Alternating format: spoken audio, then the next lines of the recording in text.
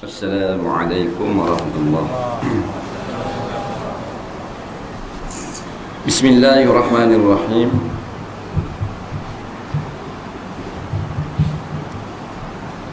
Alhamdulillahi rabbil alamin. Wassalatu wassalamu ala asyrafil anbiya wal mursalin Sayyidina Muhammadin wa ala alihi wa sahbihi ajma'in. Subhanaka la ilma lana illa ma 'allamtana innaka antal alimul hakim. Wa la hawla wa la quwwata illa billahil 'aliyyil 'azim. Fasal baru. Qala al-mu'allif rahimahullahu ta'ala wa nafa'na wa iyyakum bi'ulumihi fid dharain amin ya rabbal alamin. Kata pengarang rahimahullahu ta'ala, faslun ay haza faslun. Faslun ni apa? Orang tak tahu dah je lah. Orang tak tahu lagi faslun ni maknanya ini suatu bab yang kecil. Asal makna ceraian, fasil, pemisahan. Ini suatu bab yang kecil. Dia besar sikit dipanggil bab. Jadi pasal ni bab kecil. Bermula syarat sah semayang itu 6 perkara. Pertama, mengenal masuk waktunya. Waktu apa? Waktu puasa, waktu semayang kan? Jadi nak cerita tentang syarat sah sembahyang. Apa dia syarat ni? Dengar tak mau syarat. Tak cukup syarat ni. Tak betul syarat ni. Syarat ni ma yatawaqqafu alaihi sihhatu syai' wa laisa juz'an minhu. Ni ulama buat ta'rif. Syarat ialah suatu benda yang terhenti sah. Nampak? Atasnya oleh suatu dan dia bukan juzuk daripada suatu. Contohnya semayang. Kalau dia tak ada sah semayang. Tetapi bukan dalam diri semayang, di luar. Seperti mengambil wuduk. Mengambil wuduk ni, dia kalau tak ada ambil wuduk, tak sah semayang. Tapi ambil wuduk bukan dalam semayang, luar tu. Lepas ambil wuduk baru mengerjakan ibadat. Tu panggil syarat. Kalau dia tu mesti kena buat, tetapi duduk di dalam apa benda ni semayang, dia panggil rukun. Jadi fahamlah syarat. Jadi syarat sah, maknanya bila tidak ada syarat, tidak sah. Nampak? Dia batal lain pula. Dia batal dengan tak sah lain. Jangan kita salah faham. Batal dengan tak sah.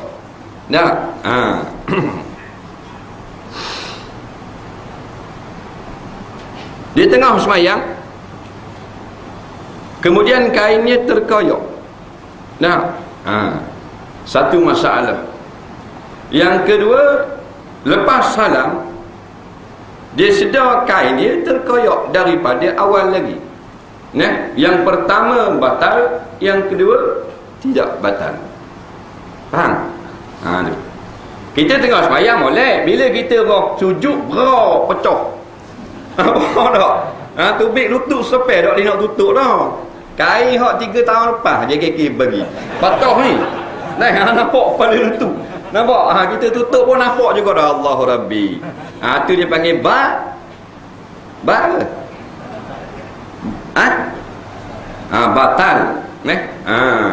Batal dia bagi. Nampak asalnya batalun bahasa Arab. Tak apalah Melayu jadi batal, tak apalah.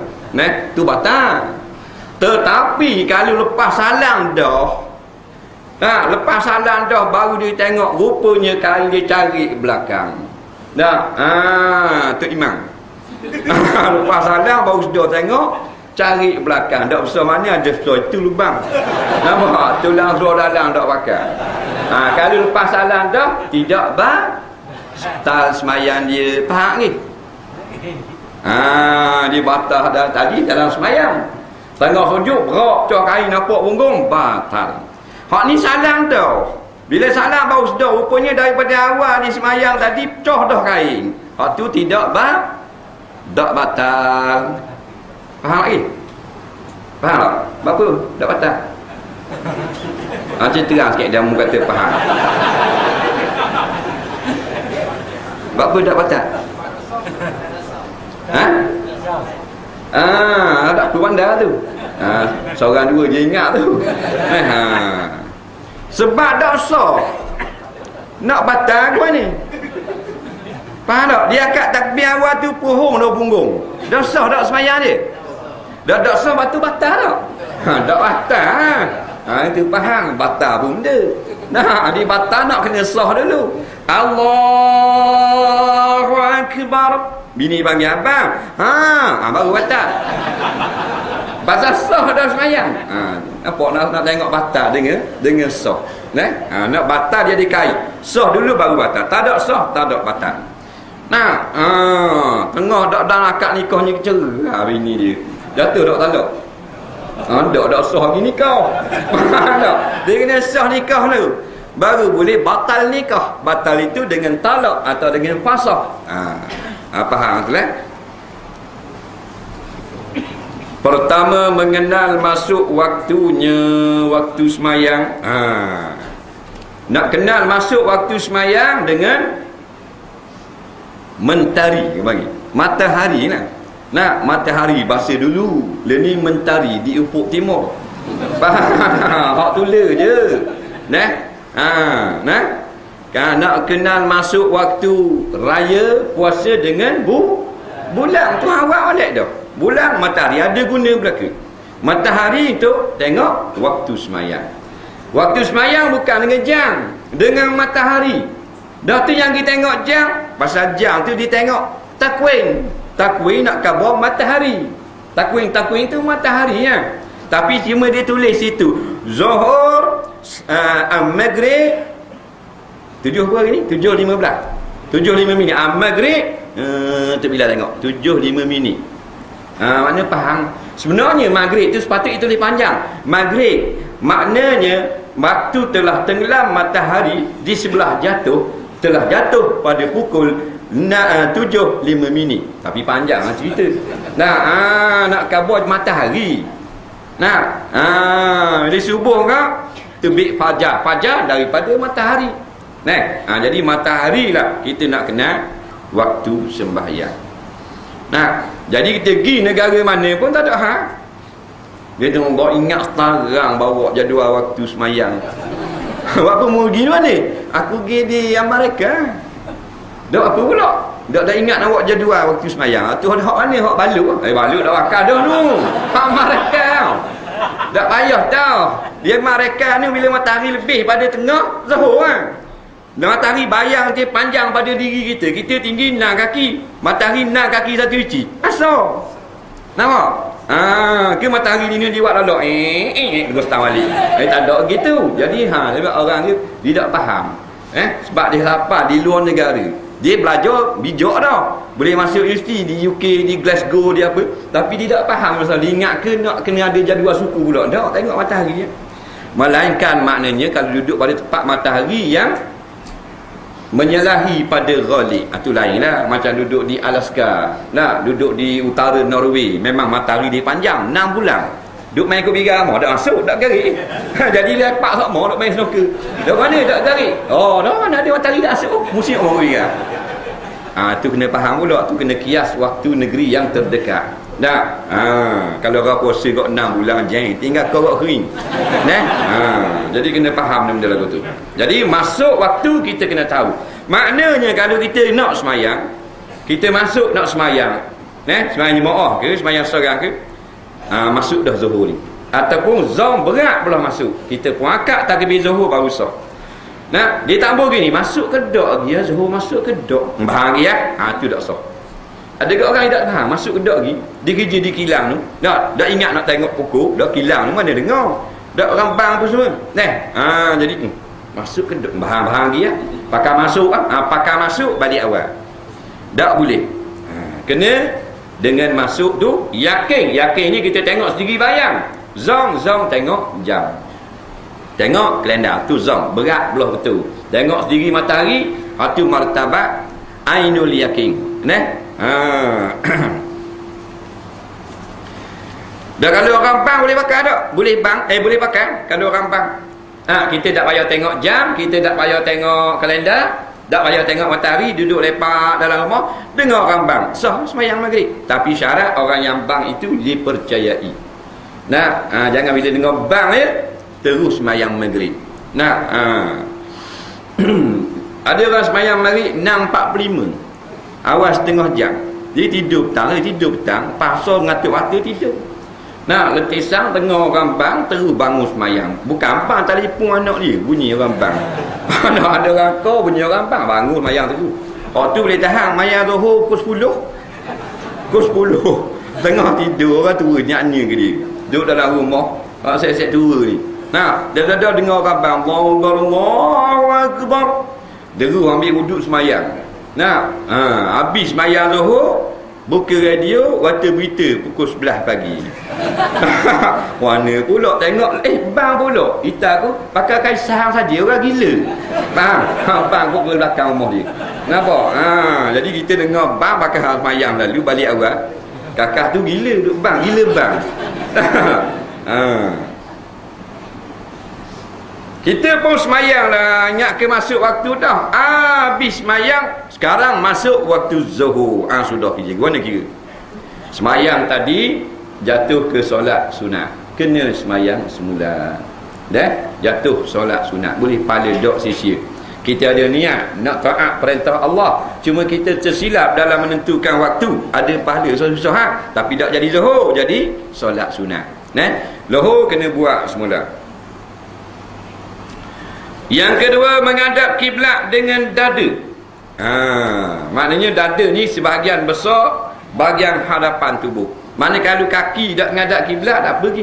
Jenis orang ada kaki kewek gitu. Dah tak menghadap kiblat. Sunat saja kaki ke kiblat. Dah. Muka tak wajib, sunat menghadap kiblat. Bahagian tubuh dada sampai ke pinggang ni menghadap kiblat. Kalau kita berpaling di dalam semayang, berpaling muka tak batal semayang. Ada kalanya sunat, ada kalanya harus, ada kalanya wajib, ada kalanya haram. Nampak? Muka paling. Bila harus kita berpaling, kita nak beludah. Kita semayang di rumah, mari nasi tubik, mari mana pula nasi? Contohlah makanan. Ataupun kayu khamak tubik semua dah suti duduk dalam mulut. Jadi kita pun sunat paling belah kanan, belah kiri dan berludah. Nampak? Tu berpaling kerana hajat harus. Makruh ni suka tengok kiri kanan.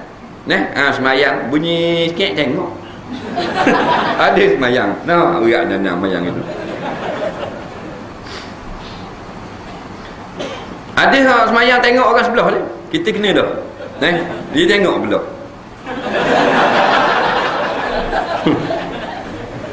Agak tak boleh cakap. Kalau boleh cakap kita kata dah, tengok dia pada. Ada pula kita tengok gitu. Tak, bukan budak-budak, orang dewasa. Begak menandang tu. Tak boleh. Paling kiri kanan pun dia nak tengok. Ada hajat boleh nak beludah tadi. Ataupun maknanya anak kita maknanya merangkak nak pergi ke tangga ke, kita nak tengok pintu tangga tutup ke tak, kita berpaling, diharuskan. Pasal nyawa budak. Tengok tiba-tiba tutup dah. Ada apa teruskan semayang. Boleh berpaling. Tak ada boleh. Bukan suruh, boleh. Paling tengok anak dekat dah. Nak jatuh, pintu tak tutup, boleh berhenti semayang, tak berdosa kerana selamat nyawa budak. Budak umur 2 tahun, 1 tahun setengah ngakak, 15 anak tangga tak patah minyak kau. Nak sampai bawah tu beripak. Semak celah kuda bawah tu. Jadi boleh berhenti semayang, tak ada apa-apa. Pergi tutup akad anak buat dalam buah semula, kunci pagar tangga. Contoh tu daripada berpaling.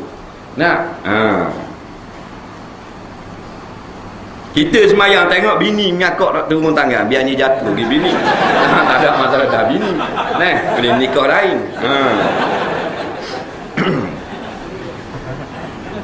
Tengah-tengah semayang, dada orang cuit belakang.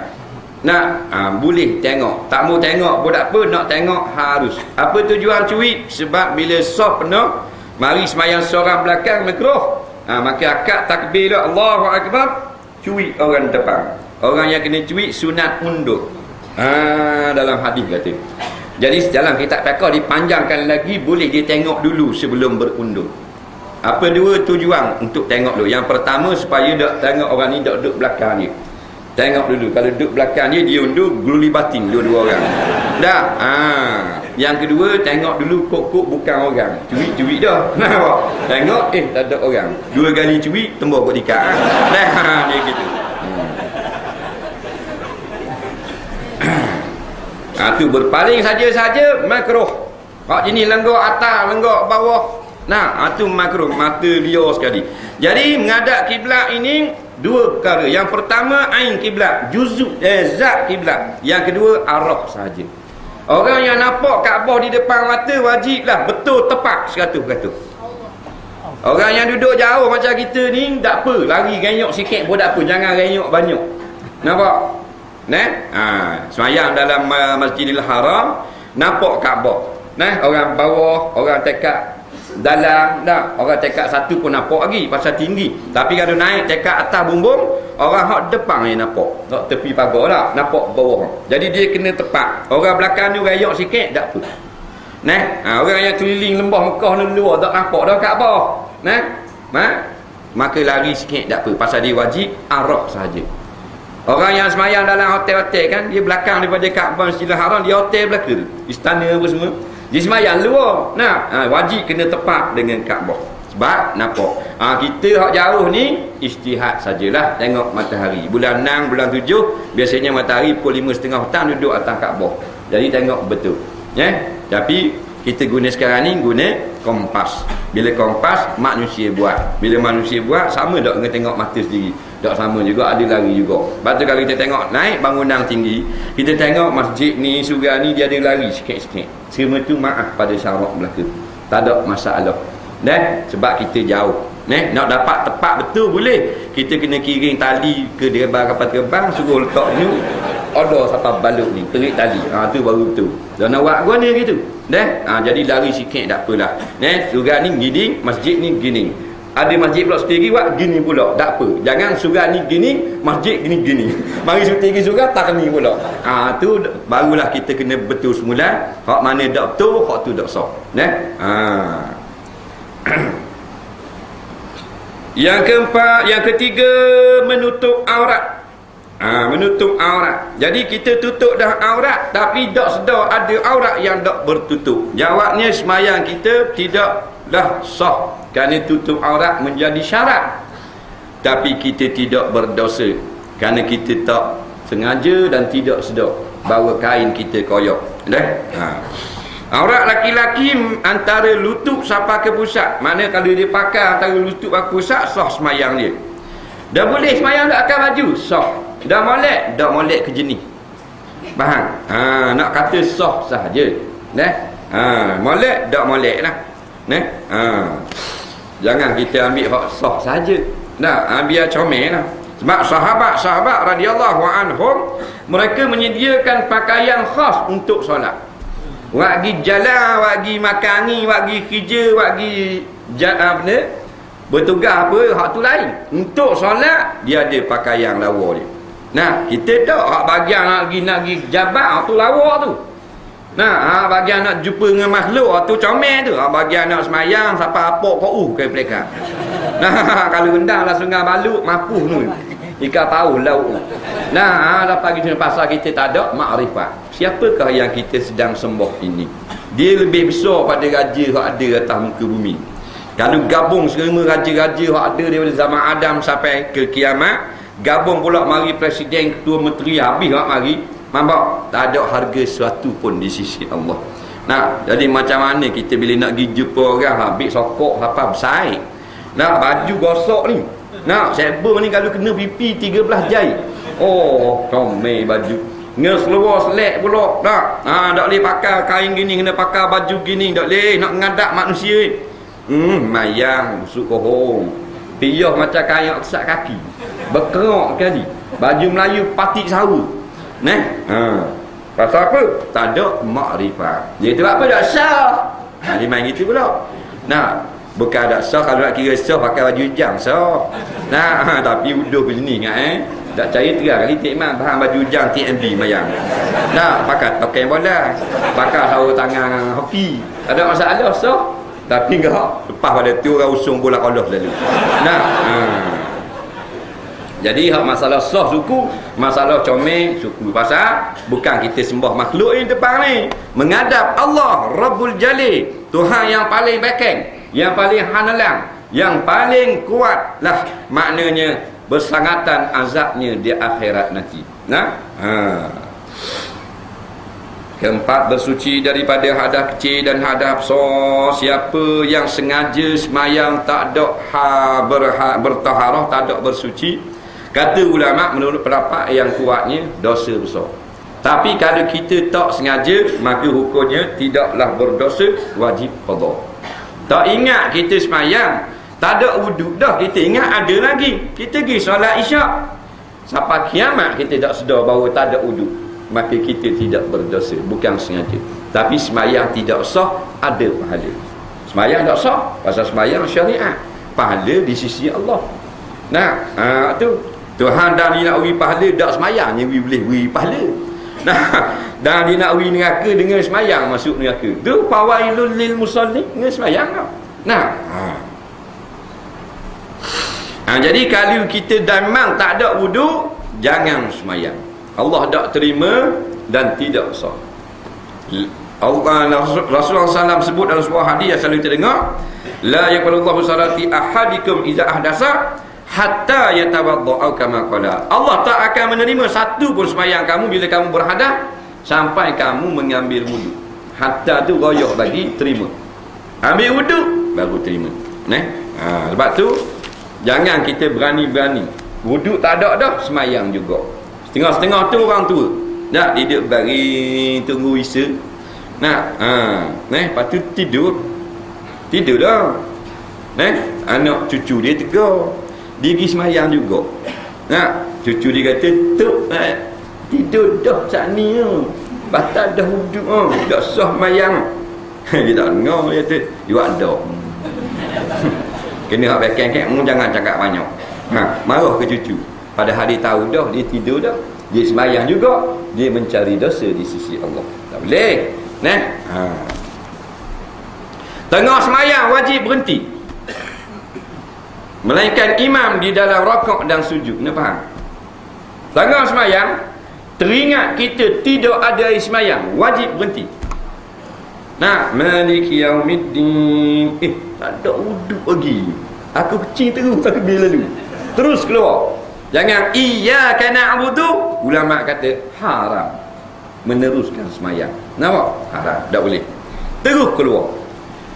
Melainkan imam saja tak boleh terus keluar. Kena keluar bila di dalam rakaat dan sujud. Dalam tempat lain tu imam kena terus keluar. Kalau semayang jadi tu imam. Melainkan dalam rakaat dan sujud, imam jangan terus keluar. Dalam sujud tu imam teringat dak mandi junub lagi. Pertama ni. Jangan tu imam terus keluar nyanyi ke makmum. Dah dalam sujud mana orang nampak keluar. Dah duduk tunggu gitu. Lama datang tu. Umpamanya. Dah 20 minit dah takut gitu. Jadi ulama kata kalau dalam sujud tu imam teringat dia berhadas. Sama ada berhadas dulu atau baru berhadas, kata dulu Allahu Akbar, baru imam tu bangun dan keluar. Nampak? Jadi bila bangun dan keluar, makmum terus ganti pergi depan. Tak usah cakap banyak. Kita tanya pula, guna tak imam? Takut jadi gitu.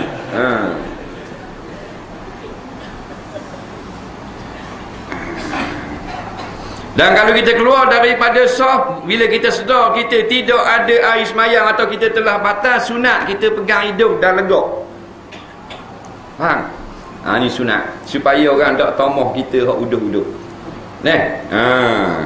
Jadi orang kata darah hidung tu keluar. Kalau kita keluar dakwah gitu, Nabi kata memang orang kata ketuk tu sembuh. Faham tak? Dalam semayang tu nak ngumpat korang ni.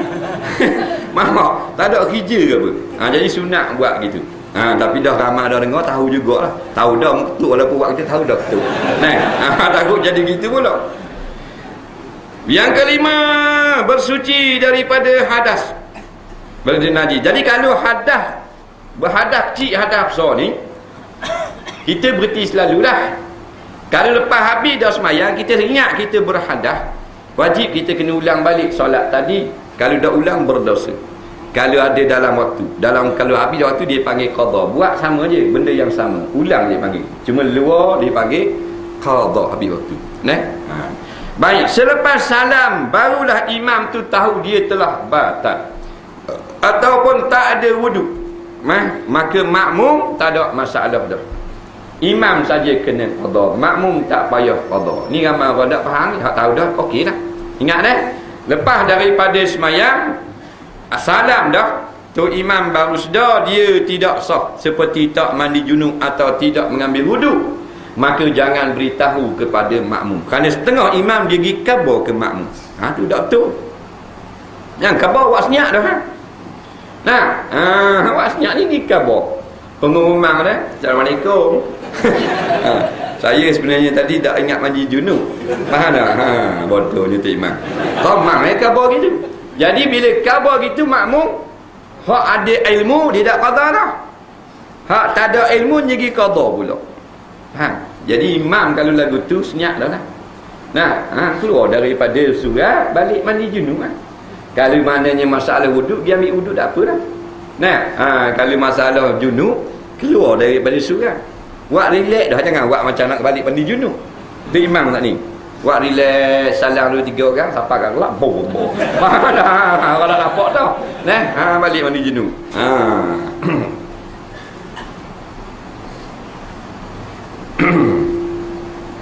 Sebab apa? Tak payah qadha lah. Sebab keuzuran hadas dia mastur, ulama kata. Dia tersembunyi. Dia keuzuran yang zahir, hak tu dah maaf. Contohnya tu imam mayang luar pendek, kita ikut juga, batal berlaku. Sebab luar pendek nampak tu imam luar pendek Liverpool. Aku ni nampak terang dah, dedah aurat, kita pergi ikut juga, maka kita tidak dimaaf. Hadas nampak, hadas besar junub nampak tak? Tak nampak. Bila tak nampak, berlaku kesukaran ke atas para jemaah, maka jemaah yang tak sedar dimaaf. Jemaah wajib tanya, tak wajib tanya. Macam orang jual, tak wajib khabar modal. Mu nak jual aku 1,500 dah mu beli berapa? Mu bayar khabar modal. Nak khabar masuk neraka mu. Jangan ubuk kita, modal tak wajib khabar. Batulah makmum tak wajib tanya tu imam. Tok imam siapa surah Assalamualaikum tok imam. Waalaikumsalam. Mandi junub kita imam. Tak payah tanya. Tak wajib tanya dan tak wajib khabar. Jadi benda tu mastur, tersembunyi. Bila tersembunyi, kita tak tahu, maka kita ikut, ingat kesah, maka jawabnya tak payah qadha. Yang kelima, suci daripada najis yang tiada dimaafkan pada kain dan badan dan tempat. Suci daripada najis. Najis mana? Najis ada dua. Najis yang dimaaf, najis yang tidak dimaaf. Kenapa dia kata najis itu dimaaf? Najis ini sedikit. Contohnya kena sedikit darah ikan di baju kita, ngecik. Orang puang kita dikatok pada ikan air tadi, kita lalu nak pergi serati, kena haluh gitu, maka sunat kita basuh. Tapi kalau banyak nampak siapa merah sini, tak maaf, wajib kena basuh. Air kecil ngecik anak kita, tengok straight nampak, kilat dia lampu tak kena di baju, tapi haluh lah, tengok tak apa nampak pula, tak wajib basuh. Sedikit najis yang dimaaf. Tengah sembahyang, mari lalat sebelum daripada hingga atas pia kita, dia hingga atas najis tu. Budak anak baru berak tanah, hingga atas tahi anak. Lepas tu terbang naik duduk atas pia kita tengah sembahyang. Maka kalau kita tengok dengan mikroskop, memang kasut dia, kasut lalat, memang kaki dia kena di pia kita, tapi kecil, dimaaf pada syarak. Itu panggil najis yang dimaaf. Tengah sembahyang keluar darah gusi, dimaaf pada syarak, jangan telang-telang batal sembahyang. Tengah sembahyang berdarah telinga, berdarah hidung, dimaaf pada syarak. Atau sengaja kita buat, sedikit dimaaf. Contoh darah jerawat. So imam sembahyang baca panjang, biasa subuh dia baca panjang. Umpama surah Yasin nyetang subuh, jadi makmum ni puas tunggu tu imam, pecek dia awak. Tubik sedikit darah, maaf pada syarak. Nak dah lara dah, bahan lara dah, tapi nak khabar dak batal lagi. Tapi kalau sengaja picit dan banyak, maka tidak dimaaf. Itu contoh-contoh lah. Akan datang lah disebut najis yang dimaaf. Telah lepas dah. Keenam, mengenal fardu semayang dan segala sunatnya. Maksudnya wajib kena belajar. Jangan ikut-ikutan, melainkan pada peringkat mula. Peringkat mula memang budak-budak ikut. Adik pergi surau atas, orang sujud, orang rokok. Ikut je lah. Tu tak apa, budak-budak basic dia panggil. Kita bukan budak-budak nak masuk lubang kubur. Maka kena mengaji. Tak mengaji, tak faham, buat rosak lah. Biasanya kalau tak faham, biasanya rosak. Tak reti, biasanya rosak, tak jadi. Tak usah kata nak semayang, nak buat lepeng kalau tak anda tak jadi. Tak jadi sekarang. Nak buat kuih kek, tak salah kuih kek, jeput pisang tau, tak anda tak jadi. Tak jadi jeput pisang, jadi sepoket. Tak, rayak repang kali. Apatah lagi ibadah kita. Allah jadikan kita daripada tak ada kepada ada. Beri pula mata melihat, telinga mendengar, kaki boleh melangkah, tangan mencapai. Beri sihat pula, beri kenderaan, bini anak, kerja, pitih, gaji, pendapatan. Lepas tu suruh pergi dengar orang ngajar sekejap, bainal maghrib wal isya. Tak boleh juga, kurang hajar dah dipanggil. Tak berarti bahasa tu. Dalil anak kita, kita bela daripada kecil. Susahnya tak ada pitih, kita mengikih, pinjam, berhutang orang. Nak pergi klinik, mapuh 30 riyal. Nak beli beg sekolah, beli. Nak beli kalang baru. Baju pula beli. Nak basikal, beli. Makan minum tak usah kira dah, beribu habis. Nak boleh ke besar umur 15 tahun tu, amak-amak 20,000 habis atas orang. Tiba-tiba kita kata petang-petang mari tolong ayah dah. Sekejap dia setengah jam mai sipang kedai kejap. Aku beledi buat balik. Anak kata malah layang kita berasa guna. Anak kita habis 10,000. Dia kata malah layang, tak ada masa, sibuk abah saya sibuk congek basikal. Kita berasa benda, kita akan lepa apa saja yang dang ada di tangan kita. Dang ulu cakur pelakon. Dang klotonyo tang tak belakang. Betul tak? Begitu juga dengan umat lah ni. Tuhan beri tu. Nak serba-serbi senang. Ada rumah teres, ada rumah murah, ada banglo, ada kereta. Nak benda lagi. Ni Tuhan wi mai pi ni, wi dengan biba ni, wi dengan exora. Ni dengan wajah ni, potong sagar, beri belaka. Beri bini, beri anak, nak wi kerja pula. Suruh mari dengar orang ngajar, tak mari juga. Bodoh pada lembu. Sungguh. Sebab kemudahan beri belaka dah. Maka jahat daripada anak kita ni. Duduk tengok TV masa ni. Tengok TV daripada muda sampai ketua. Wallet tok dengan toki berebut remote control. Tok nak tengok Formula 1. Toki nak tengok SpongeBob. Dah lapar gitu semua. Dah mari, tak boleh mari. Dah mana tak boleh mari surah. Sibuk. Bila dah sibuk, alhaakumut takasur hatta zurtumul maqabir. Tu imam baca sama tak? Kamu disibuk, dilalaikan mencari harta benda sampai kamu masuk dalam lubang kubur. Bahasa Tiana kok bahar tanah barulah sikit. Tu tak? Dalam tu tengok pergi jalan orang bang maghrib dia baru ada. Nampak? Tom yam, udang campur dengan sayur.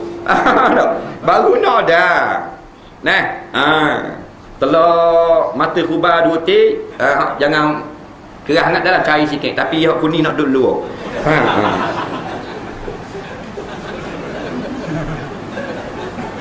Air Nescopi campur Milo. Nak beli ke siapa orang bang isa. Dah semayang terus. Dah sama seri dengan khubah balok. Seri ya. Jangan kata gitu, pegawai kerajaan, pegawai khubah. Dia gitu. Nampak? Tak reti bahasa, kurang hajar kepada Allah. Tuhan beri segala dah kemudahan, suruh mari surah kejap dengar tak boleh. Sebab tak dengar tauhid, tak ada makrifat, tak dengar fiqh, tak reti hukum hakam, tak dengar tasawuf, jadi jahat. Dia gitu je, tak belajar betul Quran, tak sah bacaan Quran musmayang. Bukan suruh mari lama, mai syak lagi balik ya. Lain tu imam kata mari mana-mana mari sini, kalau pakai kereta spoiler dah tinggal. Saya nak boleh tahan kira malah aku pergi sejik tu bahas spoiler aku semua. Tu boleh dah balik mari balik. Kalau kita bodoh jadi cerdik, kalau cerdik kau tambah cerdik lagi. Ni nak cari makan bagi petang kan, nak jadi cerdik tambah bahas kau bodoh. Nak bodoh apa? Alhaakumut takasur, dibodohkan, melalaikan cari harta benda. Hatta zurtumul maqabir, siapa mampu kerah barulah tak mau. Tak percaya giah hak nak mampu lele tu atas hospital. Giah tunjuk dia katalog tak mau ni. MyV baru. Four stroke. Nampak tak? Exhaust tu big coach steering, pesen baru. Nampak? Tak kata apa dah ni, copong buat depan. Tunggu nak mampu orang panggil. Betul tak? Dia kena keras sikit. Dia pisah tu pun kalau asal buat slow itu. Bila nak tajam 2018 dah tajam ni. Pisah tu pun kena bahan kuat. Ring baru tajam. Pisah tajam dah tak apa, buat dengan tisu gitu je. Tak pun sungguh pun. Lah bukan Terengganu faham, sama je. Sama bodoh. Ada pula Tuhan wi belaka suruh semayang tak mau semayang bodoh. Lepas tu kita kata bodoh pada lembu, tak percaya kat lembu. Balik esok malam ni apa pergi pinjam lembu dengan JKK. Pinjam lembu je kata apa? Kita buat unggun api. Kita agak lembu tu suruh masuk dalam api. Lembu tu masuk tak? Lembu masuk tak? Lembu mana nak masuk? Tapi manusia Tuhan suruh semayang 5 waktu sehari, dia tak semayang. Mana dia masuk dalam api tau. Bermakna lembu cerdik ke manusia cerdik? Lembu lebih cerdik ataupun manusia lebih bodoh. Sebab tu Tuhan kata balhum adal, bahkan manusia lebih sesat daripada binatang. Cuma bahasa Terengganu, kalau Kelantan sedap sikit, mereka lebih sesat daripada natal. Natal tak apa, lembut sikit. Terengganu dia kasar sikit. Benda tu le kaki pak belaka. Kalau bahasa luar memang tak jadi takut dengan more than animal. Tak ada benda. Gu tak ada apa. Dia bahasa Terengganu ni. Sudah bodoh pada natang. Kasar. Tahu dia reti bahasa. Allahu Rabbi. Bukan nak kata kau orang anak beranak kita. Kan jauh-jauh. Tak semayang anak beranak. Ni ada pak saudara. Anak 2 pupu. Kan jauh-jauh. Yang kita heran hak mewah pada dia semayang. Ni basak terai tak semayang. Orang naik BMW 5 Series beli baru 398,000. Nampak? Model baru cash, beli cash. Semayang 5 waktu turun. Semayang ni dia ambil wuduk surat 5 Series baru 405,000. Satu spek nombor 2 395,000. Boleh tak dia semayang? Ni potong tak mayang. Potong 410 kereta tak semayang bodoh tu. Enggak. Dia bakar kereta Malaysia tak mayang dah. Wong tak kena tengoklah. Apa tak mayang kereta dia bakar? Ferrari ke Lamborghini? Motor sagar tak mayang motor. Kalau kata Lamborghini dia tahan kira tak mayang. Untung dah ada dunia ni 410 boleh hadiah sabun pula 2 rokok.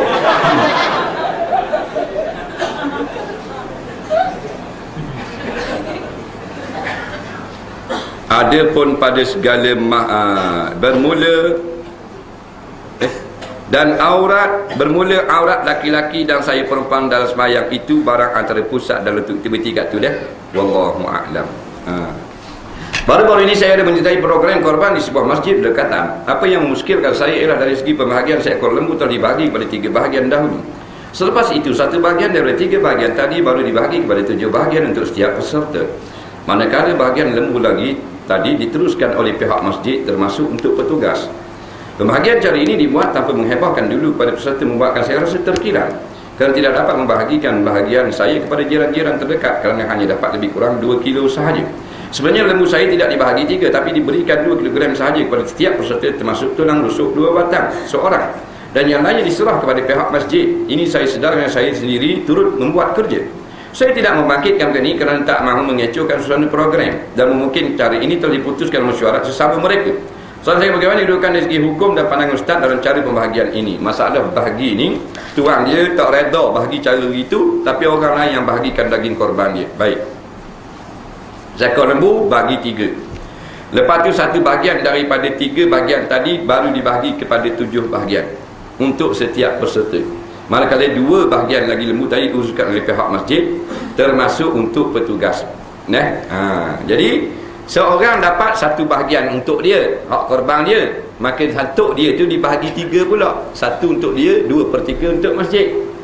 Jawabnya, mestilah kita bahagikan kepada 7 tuan dulu. 7 tuan yang berniat melakukan korban. 7 tuan ini barulah maknanya memberikan kepada pihak masjid. Tak boleh orang ambil dulu baru kita ni reda, tak boleh. Kena tuan ni, melainkan tuan dia tak ada di situ, dia mewakilkan seperti wakil di Kemboja, wakil di Mekah, itu lain. Itu kena jaga. Jangan kita ambil daging orang dalam keadaan tuan dia belum lagi qabat, tak tahu lagi terima hak manusia bahagian dia, kita pergi cabut hak orang. Melainkan kita buat gini, kita anjurkan supaya peserta menderma 2/3 dari bahagian masing-masing setelah dibahagikan. Itu cara yang betul. Korban ini sah, tetapi perbuatan itu haram, kerana menyebabkan rasa tak puas hati bagi tuan punya yang masuk korban. Dia gitu. Soalan seterusnya,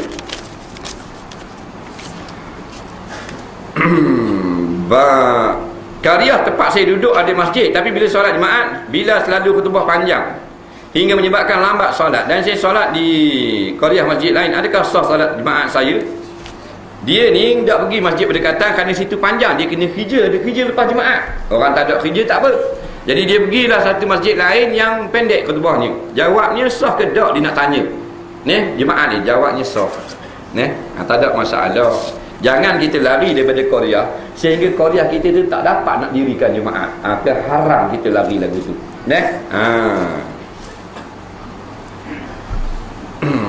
Bolehkah pihak isteri yang ada harta mengeluarkan zakat pada suaminya yang berhutang? Jawabnya, menurut setengah ulama boleh. Tapi kena tengok hutang itu ada termasuk dalam hutang yang berhajat di sisi syarak. Bukan semua hutang boleh terima zakat. Bapa memberi ke tok lakimu berhutang ni atas nama dia hutang dia ni. Dia ambil kereta, tak boleh. Hutang keperluan hajat. Mana benda hajat, umpamanya atap kita ni wak lari di ribu, maka atap hajat, tak ada atap kena panas, kena hujan. Kita pun tak ada piti berhutang pasang atap, habis 3,000, maka pihak zakat wajib ambil 3,000 bayar kepada kita untuk lunaskan hutang atap. Itu panggil berhajat. Bukan semua makna berhutang boleh zakat. Dah kita tak boleh dah, kita berhutang kat ni, dah hutang benda, aku beli home theater pun ni. Tak boleh dengan siap dengan karaoke dengan apa. Tak jadi gitu, faham lagi? Mestilah benda tu hajat. Anak kita ni sakit, kita nak selamatkan dia. Papang latar kita patah, kita berhutang beli 2 batang, 2 keping papang, tak ada piti. Hutang-hutang 300 ya 2 keping papang. Tu berhutang kerana hajat. Berhutang kerana wak lawa tak boleh. Makmum masbuk bila imam hampir rokok, soalannya, apabila makmum masih sempat baca Fatihah lalu imam rokok, adakah makmum boleh menghentikan bacaan Fatihah untuk ikut rokok? Kalau boleh berhenti membaca Fatihah, setakat bacaan yang mana boleh berhenti? Atau setakat bacaan Fatihah mana makmum perlu teruskan? Gini, jangan salah faham. Bila kita mari, kita rasa kita boleh baca Fatihah ni, tapi imam lagi baca laju sangat, maka hak gitu kita muafik. Imam rokok tak payah rokok, perhabis Fatihah. Faham tak? Perhabis Fatihah, baca teruskan Fatihah. Masalah masbuk yang kita bila akad takbir tu imam ni kita tak boleh dapat pada habiskan Fatihah. Pasal kita tahu dah singkat sangat. Contohnya kita boleh tengok. Tu imam tu baca surah dah sembahyang maghrib. Kita baru akad takbir dia lam yalid wa lam yulad. Dang tak kita habis Fatihah? Tak dang lah kalau kita start pun. Itu masbuk namanya. Jadi bila tu imam rokok selalu.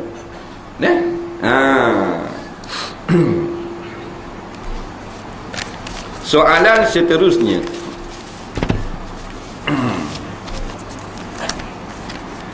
Saya ada satu kemusykilan. Apakah ukuran sembahyang sunat masih khatib baca khutbah? Sedangkan khutbah merupakan rukun sembahyang Jumaat. Bukankah khutbah itu penting? Baik. Soalan yang seterusnya. Dia kata lagu mana? Dia tanya apa hukum orang sembahyang sunat khatib baca khutbah. Dia orang yang baca khutbah ni nama dia khatib. Faham tak? Bukan tu imam, dia panggil khatib. Kalau imam yang baca khutbah, imam tu khatib. Khatib ni isim fa'il. Bagi yakhutubu, orang yang membaca khutbah dipanggil khatib. Tok Bilal baca khutbah, Tok Bilal tu khatib. Tak ada masalah bila dia turun imam jadi imam, tak ada masalah. Khatib tugas suku. Kalau dalam sebuah negara tu orang yang paling besar sekali boleh jadi khatib, pemimpin negara. Macam kalau kita ke Perdana Menteri atau Menteri Besar, dia orang ni dalam Islam boleh menikahkan orang. Menteri besar boleh nikah orang. Kalau juru nikah dia ada sempadan yang baluk berserah umpamanya. Tapi kalau menteri besar, dia boleh jadi imam di mana-mana masjid, dia boleh akad nikah seluruh negeri. Itu hebat ni. Tapi menteri besar takkan nak akad nikah kan, dia sibuk hal dia. Tapi nak khabar, kaitan pemimpin dan hukum-hukum yang berkait dengan amalan orang Islam.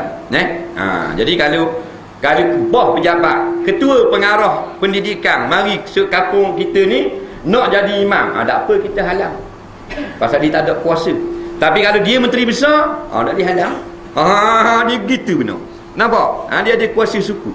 Sebab tu kalau hari perayaan orang kafir, menteri besar boleh pergi, rakyat tak boleh. Dia suku tu. Jangan kita salah faham. Dia ada hukum-hukum istimewa untuk pemimpin. Dah mana istimewa dengan dia sejak dia memang dah jadi pemimpin. Cuma akhirat susah sikit lah, banyak pertanyaan. Tu jangan mimpi nak jadi pemimpin. Takut tak kena muat, susah kita gigi. Dan mu guna gini, mu tolong tak kan? Sudah kerja kita. Ni gari cak bubur dalam obeng. Jadi ayam tiga rasa kita.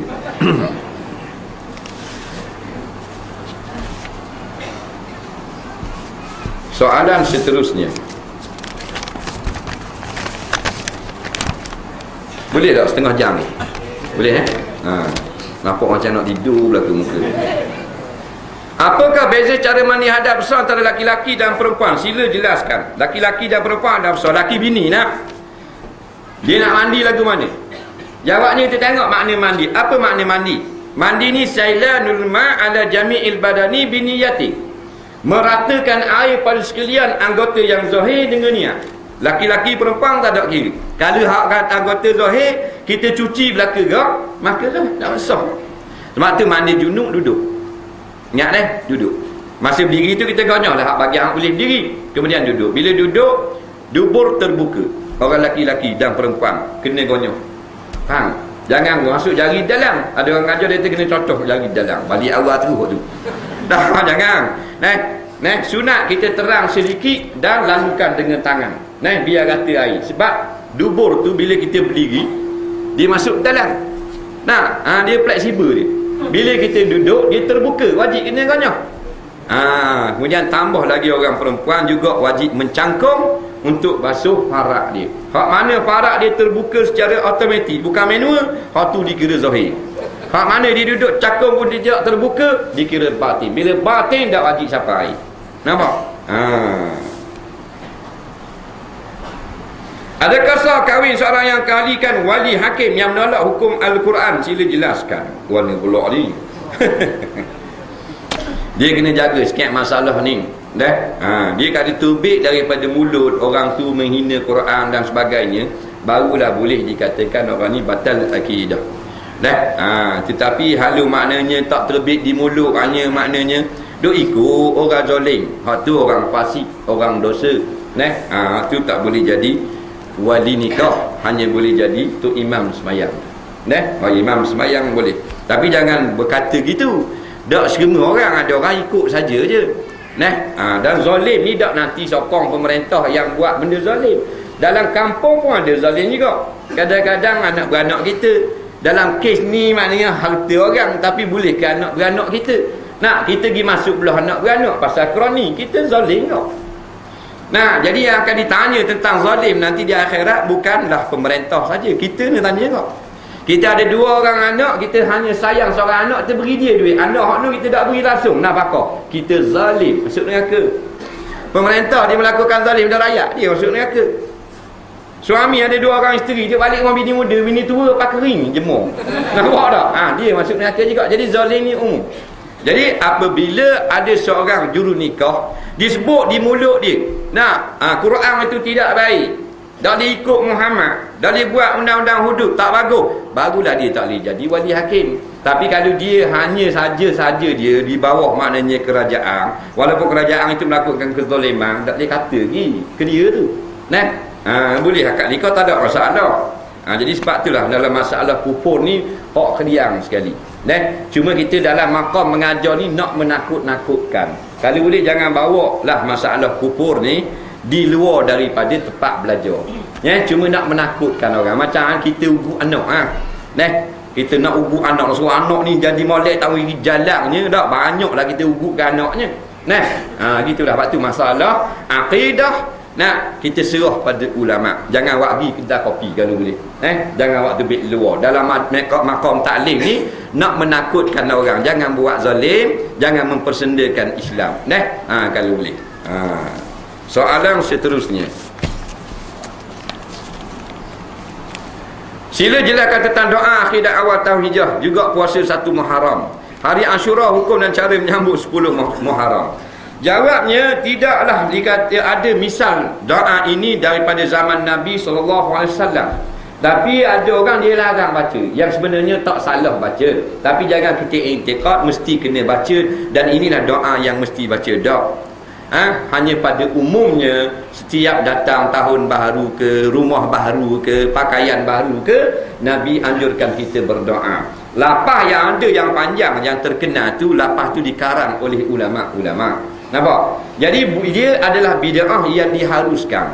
Jangan kita paksa orang dan jangan kita kata wajib. Siapa baca, insya-Allah Tuhan perkenankan doa dia. Jadi kena faham masalah seperti ini. Kemudian dia kata hari Ashura, hukum dan cara menyambut 10 Muharram. Bulan Muharram bulan yang pertama dalam Islam. Bila masuk 10, dipanggil Arab panggil Ashura.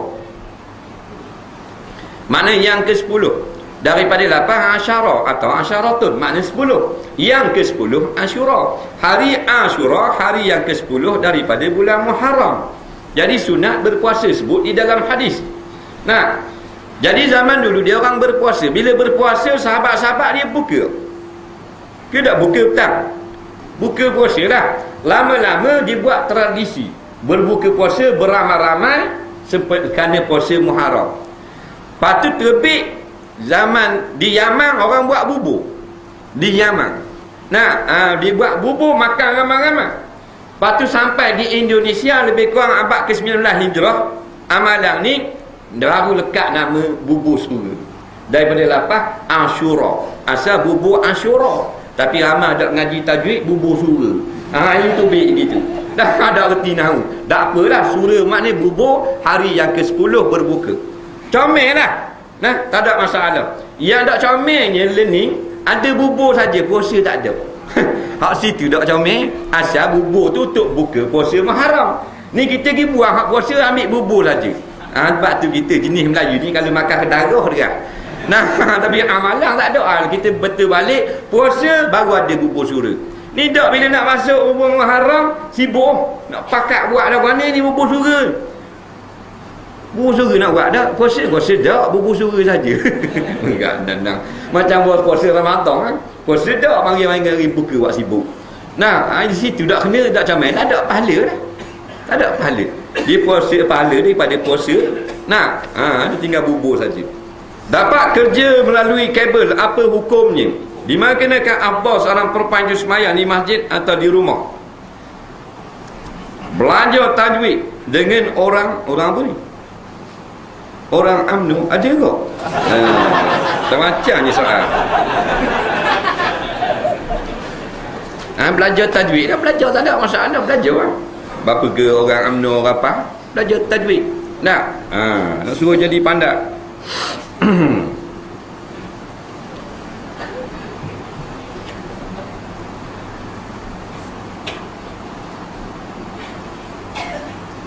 Dapat kerja melalui kabel. Tengok dulu. Kalau kabel itu memudahkan sahaja, diharuskan. Tapi kalau kabel itu menyebabkan kita terus dapat, orang lain tak dapat, maka itu tidak dibolehkan. Nampak? Tapi kerja tu memang ramai orang tak nak. Jadi kita malah nak berusaha biasa, pakai kabel, pakai bulis lalu. Tak apa. Sama macam kedai lah. Kedai tu dia buka seorang hanya dapat satu. Kita guna kabel untuk dapat dua. Haram. Kedai itu siapa-siapa boleh minta. Nak dua atau tiga. Maka banyak mana pun tak apa. Boleh kita pakai kabel nak minta banyak. Melainkan janganlah dengan sebab kita pakai kabel, orang lain jadi tak dapat kedai. Tak boleh. Kedai ni buka lama dah, tak ada orang nak juga. Boleh kita ambil banyak mana pun. Ada orang dia pasang orang lain, dapat satu nama satu kedai. Dia pergi bubur, dia upah orang lain, dia ambil borang, isi borang. Jadi 6 nama, dapat 6 orang, 6 kedai. Ada hadiah belaka tak okey. Ni haram juga. Nah, jadi gitulah dalam masalah pekerjaan itu juga. Kita bila kita guna kabel, orang lain kita teranaya. Hukumnya haram. Tak kira siapa-siapa jadi kabel. Kabel Telekom, kabel TMB sama saja. Dia hanya nak memudahkan urusan. Perempuan itu sembahyang di masjid atau di rumah? Afdal di rumah orang perempuan. Afdal di rumah lagi. Melainkan dia melalui sembahyang masjid kerana ada kuliah. Ada orang ngajar agama. Itu tak apa.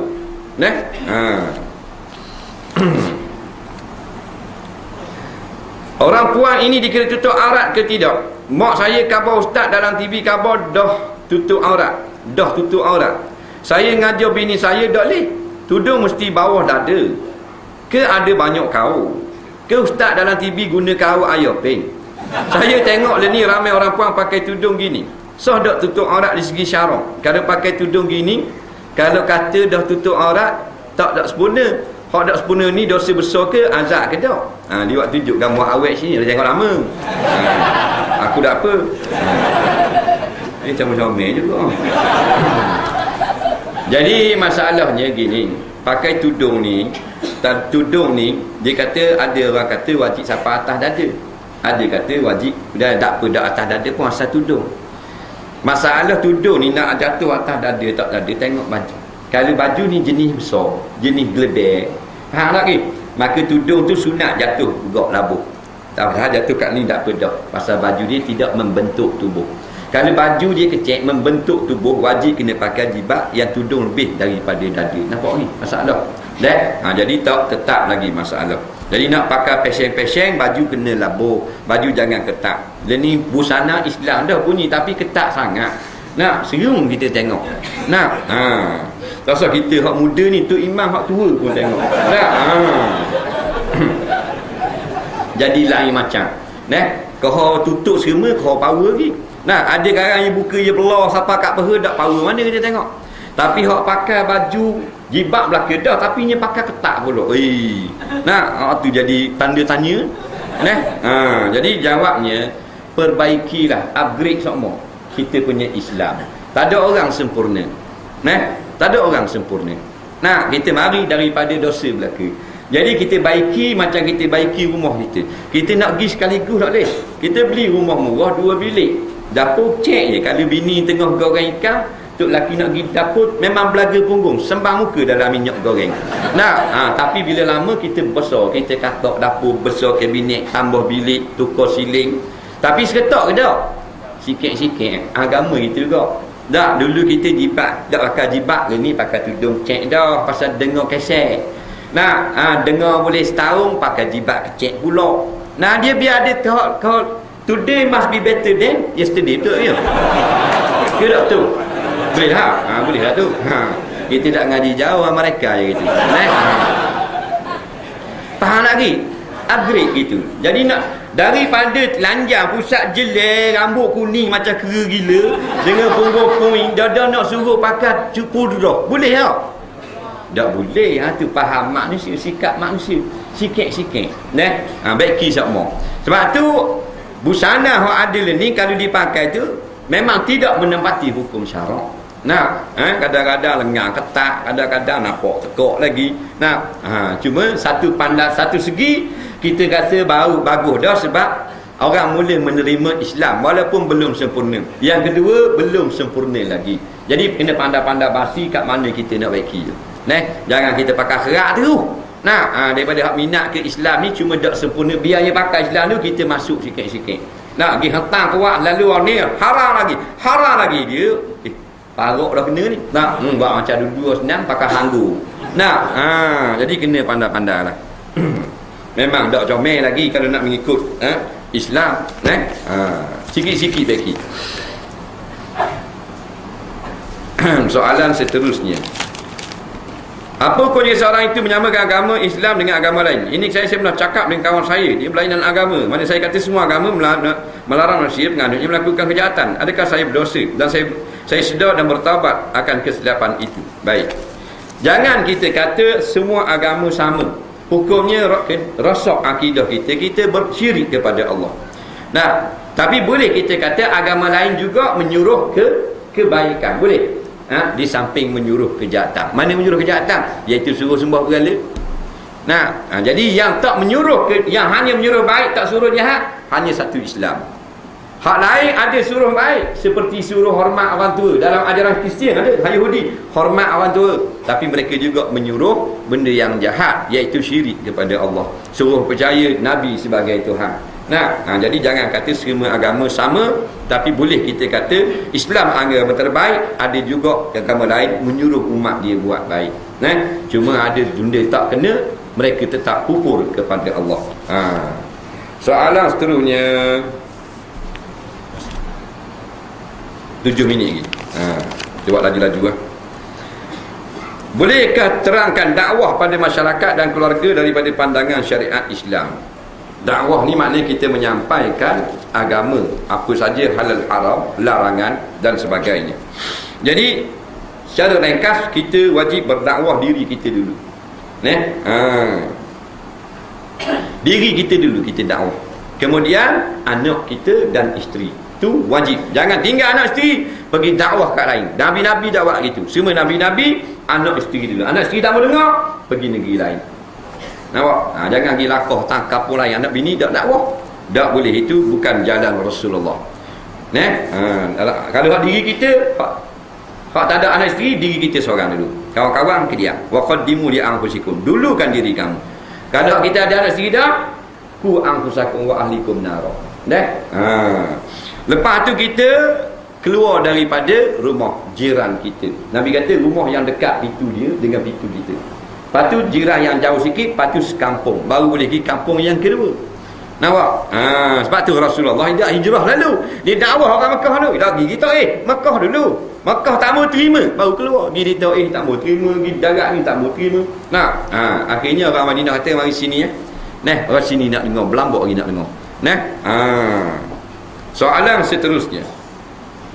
Nafkah zahir dan batin untuk keluarga terutama anak-anak sampai umur berapa untuk anak lelaki dan perempuan? Macam mana kalau terabai? Kalau wajib ayah ni beri makan, minum, tempat tinggal, pakaian pada semua anak-anak dia, bukan anak tiri, anak dia. Daripada umur berapa? Kalau dia sihat, molek akal sampai dia balik dan mampu berusaha. Balik dah anak dia 17 tahun dah boleh buat kerja tapi malas kerja. Duduk main raung motosikal, maka habis setakat tu kewajipan ayah beri makan minum. Tak wajib dah lah. Anak tu wajib cari sendiri dah. Pasal apa? 17 tahun.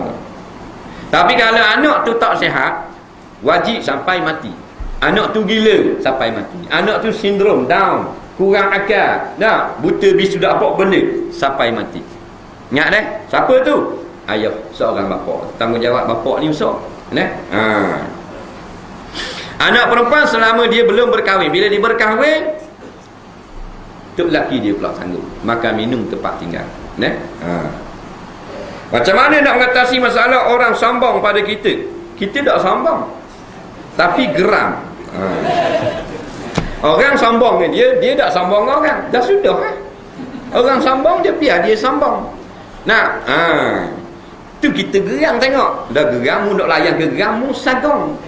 Nampak? Jadi dah dia sombong lok ke dia lah. Dah salah layan kan dia sombong. Bak sombong manusia ni kadang-kadang tak mesti dengan harta. Tak jenis-jenis sombong ada tak? Tak, dulu dengan harta dia buat cerita, sombong dengan ada Piramli kan dia buat filem, sombong dengan sebab kaya dia. Tu zaman dulu ni pelik, tak ada harta sombong. Orang ada harta tak sombong pula. Nampak? Orang ada harta, tak sombong pula. Orang basak sombong, itu pelik sungguh. Naik kereta masjid, mari lalu ke masjid, berhenti, salam, assalamualaikum. Apa khabar tuan imam? Mereka tak sombong. Tak berhenti pun ping angkat tangan ke tuan imam. Masjid mau 400,000 stay. Ni ada kat buruk. Dah salam dah kat tangan muka kayak repang. Orang kat buruk. Pelik duk dalam harga berapa kali jatuh. Dalam kocek 3 uting. Pelak takut mampu. Basak apa kedana tetapi sombong kepada manusia. Itu pelik.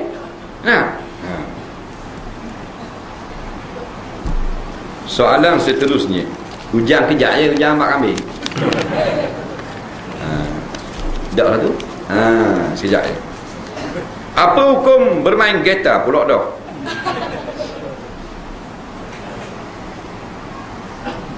Pak Lah membingkan anak angkat dengan namanya. Apa hukum? Bagaimanakah masa akad nikah? Pusaka. Bolehkah terangkan mengenai ilmu bunian? Wujud ke? Alam bunian. Sedekah jariah anak yang saleh, ilmu yang manfaat. Adalah benda ni. Uduhnya tulisan. Adalah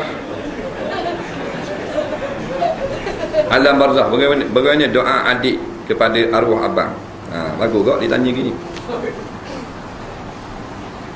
Baik. Apa hukum bermain gitar? Dia masalah muzik ni dia tak putus. Gitar ni dia tak ada sebut sebenarnya dalam hadis-hadis sahih, hadis hasan.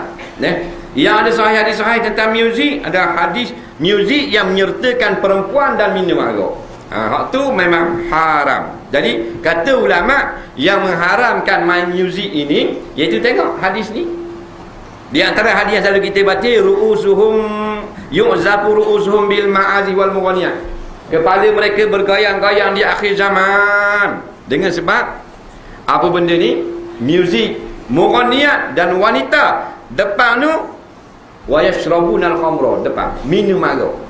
Jadi ada ulama yang kata haram kerana muzik ini untuk minum arak. Untuk main rapuan. Ini dalil mereka. Hadis ni sahih. Dan semakna dengan dia.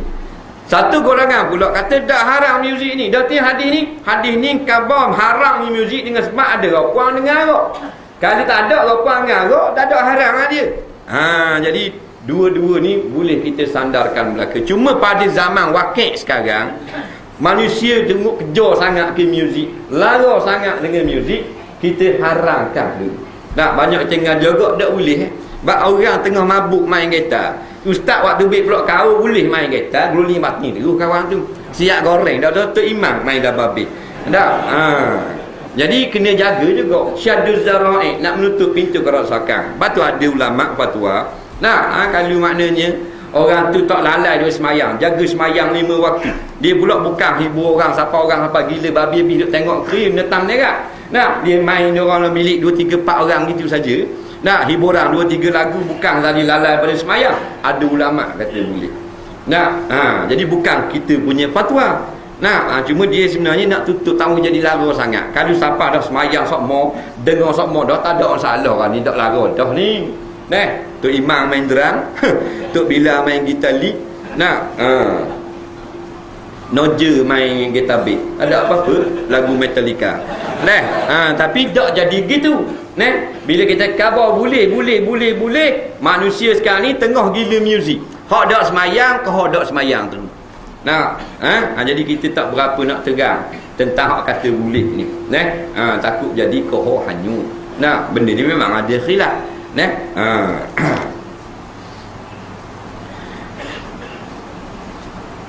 Orang ni bodoh ni dia pergi bank anak akak dengan bank dia. Lepas tu akak nikah lagu mana? Akak nikah dia kena sebut bank ayah dia sebenar.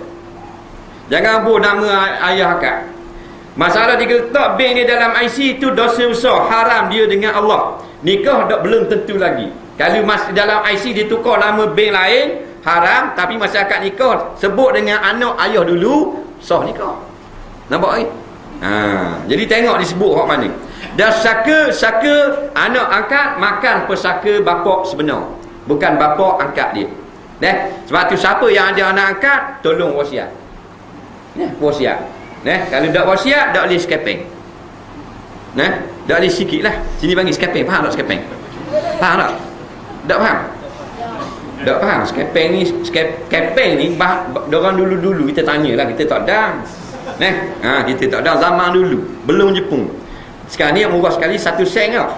Dulu kepeng tu 1 sen belah lapang. Mana skepeng pun tak ada, bukan 1 sen. Skepeng tak ada. Mana jeng tu. Ada 1 sen zaman dulu nasi bingit nasi lemak dulu 1 sen. Nasi lemak air kopi 1 sen belum Jepun. Ni skepeng pun tak ada.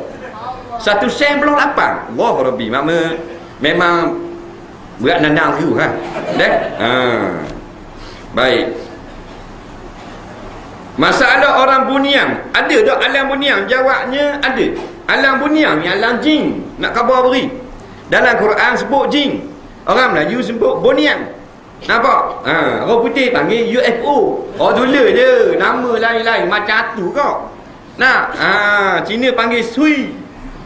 Sui ke benda? Sui adu. Minyak kelepong. Orang putih panggil ghost. Vampire. Barang tu je, iblis tu lah, syaitan tu lah. Melayu panggil atu kopek. Dia gitu. Buatmu suka. Jadi alam dunia ni alam jin. Jin ni kita tak nampak, dia nampak kita. Dah wujud kan. Wajib percaya Allah wujudkan dia. Bukan wajib percaya ke jin. Taat kata dia, bukan. Macam sihir, macam iblis ke, kita wajib percaya wujudnya iblis. Kerana iblis dicerita dalam Quran. Jin pun ada surah jin dalam Quran. Mana kisah jin? Zaman Nabi SAW pun pernah cerita tentang jin. Nabi bercakap, Nabi mengajar Quran, jin mari dengar. Jin mari dengar. Dah selesai Abu Lahab tak mau dengar, jin mari dengar mengajar. Ni majlis-majlis ni, majlis-majlis ilmu, kata ulama. Jin mari dengar hadis. Jin Islam dah. Jin kafir main buang musim tu. Apa? Sedekah jariah anak yang soleh, ilmu manfaat, adakah berkekalan ke alam barzakh? Bagaimana doa adik? Baik. Dia tanya tiga dah. Kalau seorang anak berdoa pada ibu bapa, maka boleh beri manfaat. Dah kalau adik doa ke abang mati tak? Boleh dah, apa tak boleh pula. Tak ada kena-mengena dengan kita dah. Boleh. Kita berdoa kepada umat Islam yang ada di Palestin. Dia mati dah. Yang ada di Bosnia dan boleh. Padahal tak ada kena-mengena dengan kita. Boleh. Dan kita dianjurkan berdoa dah kepada orang yang mendahului kita. Rabbana ighfir lana wa li ikhwanina allazina sabaquna bil iman. Wahai Tuhan kami, ampunlah dosa kami, ampun dosa ibu bapa kami, tok nenek moyang kami yang mati sebelum kami ni. Dulu dah mati lama dah dengan beriman mati. Kalau kafir tak boleh nak berdoa dah. Soalan seterusnya. Kita dah habis jawatan ni. Ada 2-3. Adakah terdapat hak untuk kalau dia hafal semayang atau kaedah sepatutnya untuk melaluinya? Baik, orang yang semayang, dia letak sejadah, haram lalu ke atas sejadah. Ke atas sejadah tak haram lah. Ingat, kalau jenis tak sejadah ada lain macam sekarang. Dia semayang atas lain, kita mesti lalu ke atas lain garis yang harapan. Lalu bawah dia garisan ni menjadi jadi sutrah dia ni hukumnya haram. Dia tak ada hadangan apa-apa, dia semayang menghadap tiang. Haram lalu kut dalam tiang, kena kut luar tiang. Dan ataupun dia letak beg. Kalau zaman Rasulullah, Nabi letak pelana unta. Nah, letak pelana unta, Nabi semayang. Kut dalam pelana unta, haram litah. Walau raja, walau menteri pun. Nah, jadi sebab tu sunat. Bila tapi kalau orang yang semayang di depan pintu, orang nak masuk tak boleh, dia semayang depan pintu. Nak masuk kan dia? Maka tidak dilarang litah depan dia kerana kecuaian dia. Ataupun tidak ada sutrah. Sutrah ni sunat kena letak. Semayang letak sejadah, semayang ikut garisan, semayang ngadap dinding. Biar ada 3 hasta. Ni 1 hasta. 3 ni. Nampak? Lebih kurang 1,5 meter. Lebih kurang 3 hasta. Sunat kita tolak dan halang. Kata setengah ulama, sunat tahan dulu, yang kedua baru tolak. Tengah semayang ada orang nak lalu. Nah, sunat tahan gini.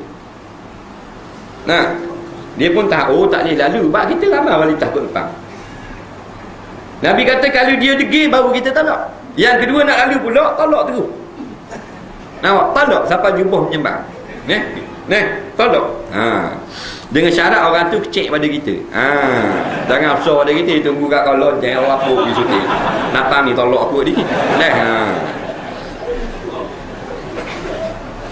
Ni benda ni. Seorang anak laki-laki wajib mentaati ibu bapa. Walaupun telah beristeri, seorang anak perempuan wajib taat suami walaupun masih mempunyai ibu bapa. Ini pula dengan seorang janda yang masih mempunyai ibu bapa, apakah ketaatan utamanya kembali pada kedua ibu bapanya? Semula, bagaimanalah kalau sekiranya dia ada pilihan hati yang ingin mengahwininya tetapi tidak disuri oleh kedua ibu bapanya, bolehkah mereka kahwin menggunakan wali hakim? Janda ni dia nak kahwin, ibu bapa tak suka. Baik, dia tengok sebab apa ibu bapa kita tak suka. Sebab tak baik laki-laki ni minum arak, tak semayang, pakai luar pendek, kata beruk duk tekak. Mana kita ikut kata ibu bapa kita. Pasal ada tempat hak dia kata tak molek. Laki-laki pilihan kita ni comel dah, kita pula janda. Dah lama mana janda belum perang tu janda dah. Leni nak nikah 2009 baru jumpa jodoh dengan AJK masjid. Umpama ni. Tapi comel orang, semayang pun bagus, dak comel, buat kerja ibadah, dak buat kerja uduh-uduh. Ibu bapa kita tak win nikah juga, kita guna wali hakim. Nampak? Ada kala ibu bapa betul, ada kala ibu bapa tu tak betul. Jadi jangan pakai nafsu. Ambil hukum syarak. Ibu bapa pun kadang-kadang dia nak ikut kandak dia. Orang mari minta anak, tak boleh. Tak boleh. Dia keturunan megat. Hak mari minta bukan megat, mak megat. Tak boleh. Ada juga gitu. Walaupun baik, walaupun semayang, walaupun alim, walaupun pandai, walaupun sedap baca Quran, walaupun ngaji pondok. Pasal apa? Nama tak orang. Nama tak tengku. Itu bodoh lah ke tu. Nabi kata bodoh kan, iza ja'akum man tardada dinah fazawwiju. Bila datang seorang laki-laki minta risik anakmu, dia comel agama, faham tak? Cantik agamanya, win nikah. Biarlah tak kita pun win nikah. Agama comel tu 30 juzuk duduk dalam dada tu, boleh sarah hadis Muslim, hadis Bukhari tu, boleh baca kitab Iqna' tu, apa Ibnu Malik dalam dada tu, faham tak? Orang mahir agama tu beri dulu. Tok Cha pun kenyang menyanda makan pagi petang. Dah ni orang pondok, ni orang alim beri ya. Ni dok. Mari minta anak dak sama, tak sama keturunan. Nampak? Mai anak kereta dia tak ada lagi orang nak aku pakai motor. Dia pakai kereta giling tak sedar. Berilah. Nak ni orang agama ni, muka agama ni. Ni muka bahan laga tu bila jalan karaoke. Kuatang duduk mabuk. Ni muka agama ni. Berinya. Ni dok.